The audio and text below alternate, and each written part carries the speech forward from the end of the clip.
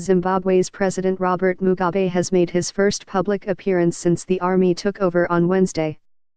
He attended a graduation ceremony in the capital, Harare, handing out degrees. Mr. Mugabe had been under house arrest for days. The army made its move after a power struggle over his successor. The military said on Friday it was engaging with Mr. Mugabe and would advise the public on the outcome of talks as soon as possible. Meanwhile, Christopher Mutsvangwa, the leader of the influential War Veterans Association, once loyal to Mr. Mugabe, said he should step down at once. He called for a huge turnout in street protests on Saturday. "We want to restore our pride and tomorrow is the day. We can finish the job which the army started," Mr. Mutsvangwa said. "There's no going back about Mugabe. He must leave." Liberal groups opposed to the president have also backed the rally. The leader of last year's Number This Flag protests, Evans Mweire, urged people to turn up. Mr. Mugabe's attendance at the graduation is an annual tradition, but he was not expected this year.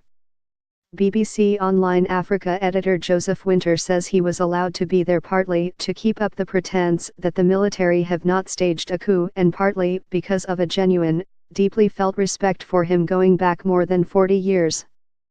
Mr. Mugabe walked slowly up a red carpet and joined the crowd in singing the national anthem, then opened the graduation ceremony at Zimbabwe's Open University, where he is chancellor. One of the people he conferred a degree upon was Mary Chiwenga, the wife of the general who detained him on Wednesday, the state broadcaster reports. Neither the 93-year-old president's wife, Grace Mugabe, nor Education Minister Jonathan Moyo, an ally of hers whose house was reportedly raided by the military, were present. The army acted after Mr. Mugabe sacked Vice President Emmerson Mnangagwa last week. Mr. Mnangagwa was seen as a potential successor, and his sacking was supposed to have paved the way for Grace Mugabe, who is 4 decades younger than him, to take over the presidency instead. It was thought she had left the country, but it emerged on Thursday that she was at home with Mr. Mugabe. By Stanley Quinda, BBC News, Kutama. To get to President Robert Mugabe's rural home, you drive along the Robert Mugabe Highway. It's probably one of the best maintained roads in Zimbabwe, like driving on a carpet. Along the way, you are greeted by a plaque erected in his honor. Kutama is a small and tightly connected village where everyone knows each other. You can't really tell if they've been rattled by the current political crisis. As we arrived, there was an air of uncertainty. Mr. Mugabe is respected here, to many he's a father and a friend. A 65-year-old neighbor of his told me, he's kind, he's a good man and he understands people's plight.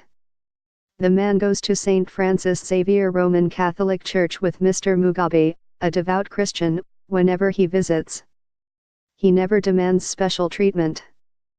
He visits people to check on their welfare, said the man at his compound. He said he supports the move by the army, saying it's meant to correct a broken system.